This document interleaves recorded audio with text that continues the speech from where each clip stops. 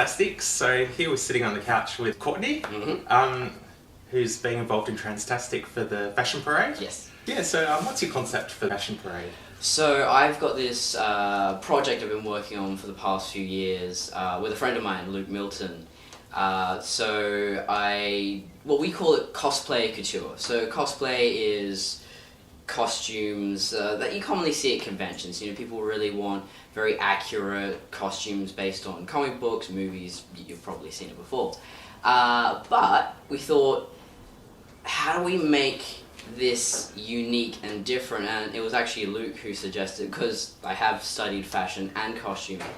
He recognized that I had a good eye for that, so he said, well, why not combine the two?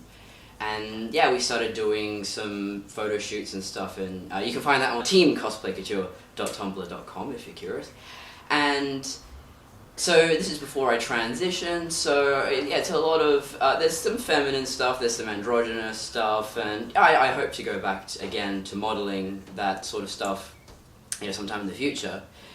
In the meantime, I've still got plenty of designs I've drawn over the years, so the ones that I am currently making for the show are based on Doctor Doom and Galactus. I've got a business called Travian Designs, which is where I do make costumes and clothes for other people, so yeah, there's definitely a surge in interest in costumes.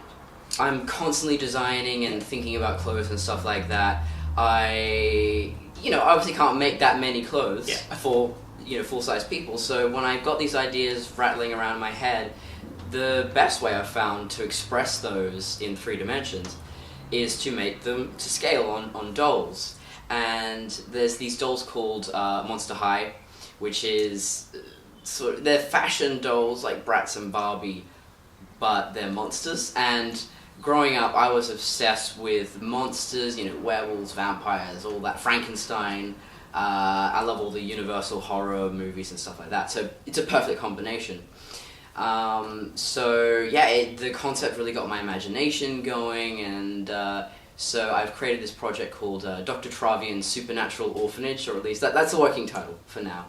And so I've designed each of these characters to have a backstory, and the clothes are historically accurate, or I'm kind of doing like a pseudo-scientific take on monsters. So yeah, it's just my sort of little fantasy world I've been working on. Yeah, and you're selling a few of them at Transtastic? Yes, the collection will be available at Transtastic, and I've also got a Etsy store, which is Travian Designs as well. Courtney, would you like to tell us a bit about your transition? Yeah, actually it does tie into costumes a bit, because I've been cosplaying since around 2008, and I would often dress as male characters or Rule 63, which is feminine, it's a gender swap version of a character. So I do like a feminine Sherlock Holmes or Doctor Who or something like that. And you can see it in my photo shoots for Cosplay Couture, where I am, becoming more masculine. I've cut my hair short, then I shaved my hair really short, and the designs become more masculine over time. So it was a really great way of exploring and expressing my gender. When I was 19, a friend of mine who is a drag queen, I actually asked, so what's transgender? How does that work? Is that, how does this work in terms of, I asked all these questions, and he explained, and I was going, that makes sense to me personally. I never thought of this before. I just didn't even think it was possible or anything like that. I'm about 21, now I'm 24 now, almost 25 I should say, and around the age of 21 just cut my hair.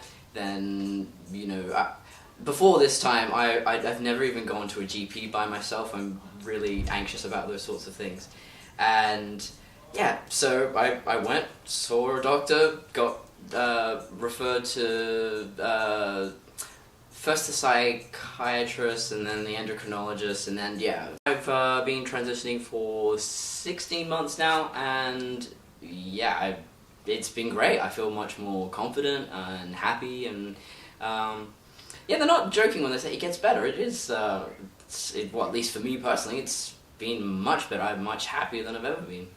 And is there any like words of advice you'd like to give to young people or those that are, you know, yet to come out? Coming to terms with your gender or sexuality is challenging, and it's going to take some time, and don't feel like you have to commit to a label straight away.